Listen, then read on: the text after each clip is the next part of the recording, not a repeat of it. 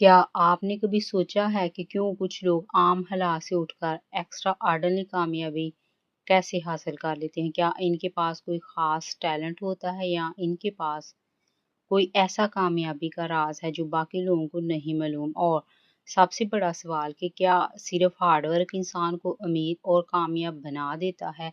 इतना अमीर और इतना कामयाब कि बिल गेट्स और एलोन मस्क जैसे आम इंसान ट्रिलियन की कंपनीज खड़ी कर देते हैं। यही सवालों के जवाब हमें देती है आज की किताब थिंक एंड ग्रो रिच। ये किताब हमें सिर्फ पैसे कमाने के बारे में नहीं बताती, बल्कि ये माइंडसेट बदलने की किताब है। ये बताती है कि सोचो और अमीर हो जाओ कैसे, क्योंकि ये एक ऐसी किताब है जिसने दुनिया भर के लाखों कामयाब लोगों की सोच बदल दी है।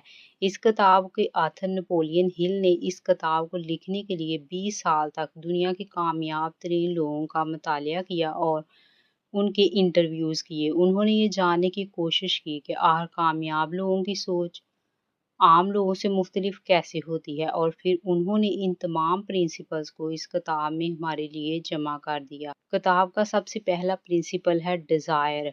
आथर कहते हैं कि हर बड़ी कामयाबी एक जलती हुई ख्वाहिश से शुरू होती है, लेकिन जलती हुई ख्वाहिश से। आथर कहते हैं कि आम लोग क्या करते हैं, वो सिर्फ ख्वाहिश करते हैं। वो कहते हैं कि काश मैं सक्सेसफुल हो जाऊं, काश मेरे पास पैसा हो। लेकिन कामयाब लोग सिर्फ विश नहीं करते, उनके पास एक ऑब्सेशन लेवल की डिज़ायर होती है।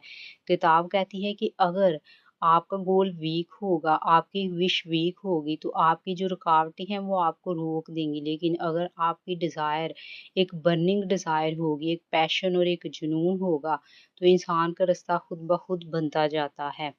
इसलिए नेपोलियन हिल कहते हैं कि आप अपना गोल सबसे पहले वाज़िया करें, लिखें आपको कितना पैसा चाहिए, कैसी ज़िंदगी चाहिए और इसके बदले आप क्या कुर्बान करने के लिए तैयार हैं। क्योंकि जब तक डिज़ायर अनक्लियर हो तब तक इंसान को कोई भी बड़ी कामयाबी नहीं मिलती है। दूसरा असूल नेपोलियन हिल हमें इस किताब में देते हैं फेथ, यानी खुद पर यकीन। अक्सर लोग क्या करते हैं कि वो सिर्फ और सिर्फ इसलिए कामयाब नहीं हो पाते क्योंकि वो अपनी कामयाबी के ख्वाब तो देखते हैं, लेकिन उन्हें अपने ख्वाबों पे खुद ही यकीन नहीं होता।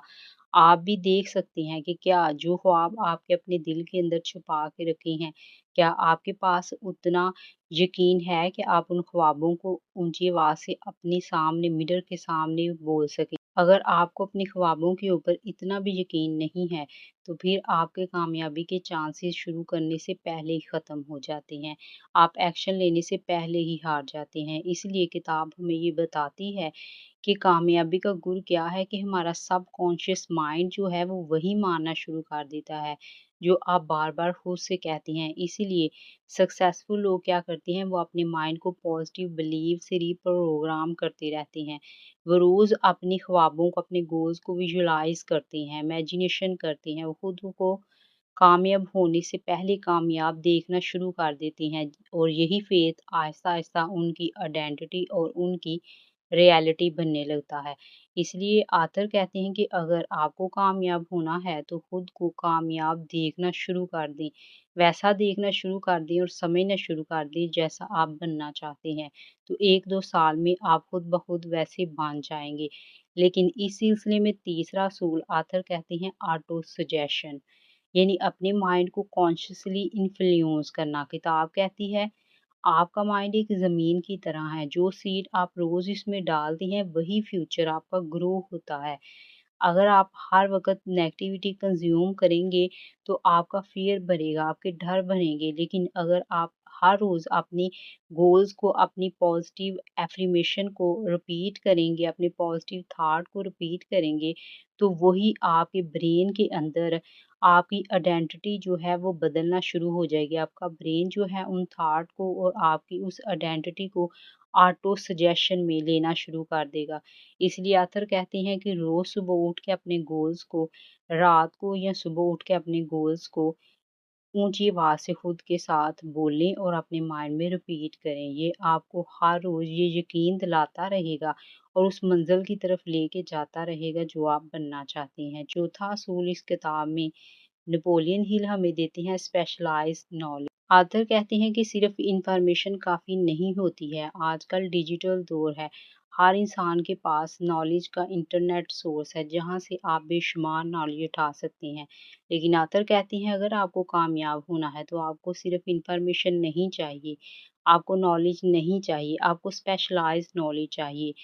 एवरेज लोग क्या करते हैं वो जितनी भी चीज़ें हैं उन सबको लर्न कोशिश करने की कोशिश करते हैं जिसकी वजह से वो इम्प्लीमेंट नहीं कर पाते। कामयाब लोग क्या करते हैं वो सिर्फ फोकस्ड किस्म का नॉलेज लेते हैं, अपनी स्किल और पैशन के हिसाब से सिर्फ एक चीज़ पकड़ी, उसमें मास्टर किया और उस स्किल के ऊपर एक्शन लेके उसको सेल करना शुरू कर दिया और यही चीज़ उनको अनसक्सेसफुल लोगों से अलग बनाती है। पांचवा असूल जो कि इस किताब में दिया गया है वो है डिसीजन। आथर कहती हैं कि सक्सेसफुल लोग क्या करते हैं वो अपने डिसीजंस जल्द लेती हैं और इन्हें बदलने में हमेशा स्लो होती हैं।